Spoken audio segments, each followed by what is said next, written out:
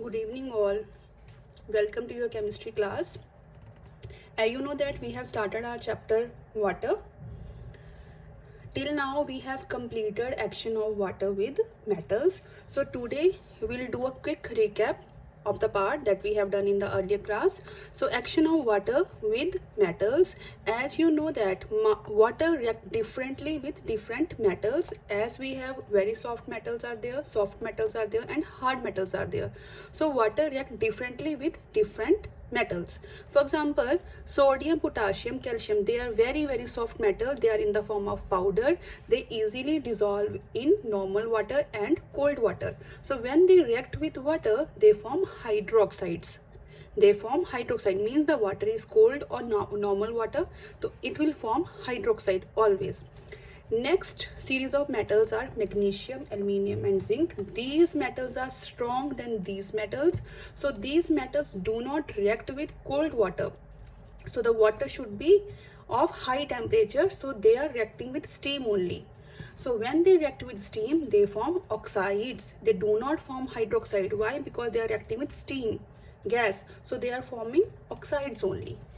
Next set of metals are iron and lead. They are very strong metals, so they also react with steam to form oxides. When the metals are reacting with cold water, they form hydroxides. When they react with steam, they will form oxides always. Next series of metals are very strong metals like copper, gold and silver. They are very strong metals. They do not react with any kind of water, not with hot water, not with steam. So they are showing no action with water. So this part we have done in the last class. So now I am starting new topic, that is action of water with non-metals.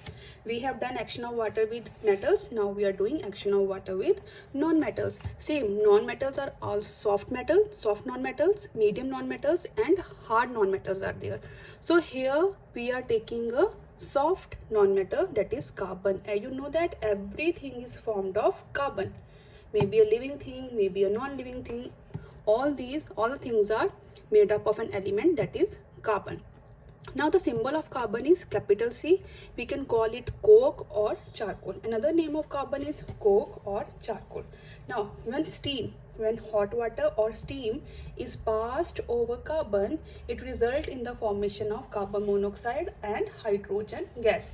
This is called water gas. Combination of carbon monoxide and hydrogen gas is called water gas. So with the name of water gas, it may come in the exam. So they may ask you what is water gas. So you have to write that water gas is carbon monoxide and hydrogen, right? So next is the action with chlorine gas. So chlorine is a non-metal that is used as a disinfectant to purify the water.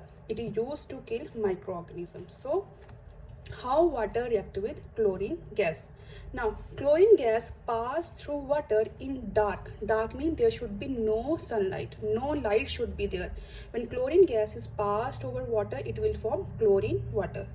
This is gas. Now when it react with water, it form liquid, that is chlorine water. That chlorine water is greenish yellow in color. When this chlorine water is exposed to diffuse sunlight, diffuse means less sunlight, right? Less sunlight should be there. It always form hydrochloric acid and hypochlorous acid. The formula of hypochlorous acid is HClO, hypochlorous acid. So chlorine react with water in diffused light or in diffuse sunlight, it will form hydrochloric acid and hypochlorous acid. So if we take dark sunlight or direct sunlight, the product will be different. So chlorine react with water in the presence of direct sunlight, it will form HCl and oxygen gas. So oxygen gas will be released out in the environment. So in diffuse light it will form different product, and in direct sunlight it will form different products. Action of water with metallic oxides. So how water react with metallic oxides? Metallic oxides always form hydroxides when they react with water. So here we have taken simple examples of simple soft metals, right? So here sodium oxide is there, when cold water is passed over sodium oxide, it will form sodium hydroxide. They are soft metals, so they easily react with cold water, no need of hot water. So potassium oxide react with water, potassium hydroxide is there.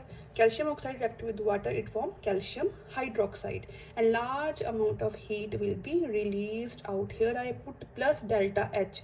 In all the reactions, large amount of heat will be released. So if heat is released, the reaction is exothermic in nature. And you know that when heat is released, it is exothermic. When heat is absorbed, that is endothermic reaction. Now we are doing action of water with non-metallic oxide. Same way, the way we have taken soft metals, now we are taking soft non-metals, how they react with water. So here I have taken soft non-metals like sulfur, carbon, nitrogen and phosphorus.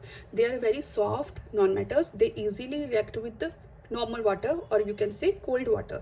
So sulfur dioxide react with water, it will form sulfuric acid. Sulfur trioxide react with water, it will form sulfuric acid and heat will be released. So exothermic reaction. Carbon dioxide react with water, carbonic acid will be formed. Nitrogen dioxide react with water, nitrous acid and nitric acid will be formed. Phosphorus pentoxide react with water, phosphoric acid will be formed. Now from these reactions we conclude that metallic oxides, right? Metallic oxides react with water, they always form hydroxides. Metallic oxides react with water, they always form hydroxides. And non-metallic oxide like these are non-metallic oxides. Non-metallic oxides react with water, they always form acids.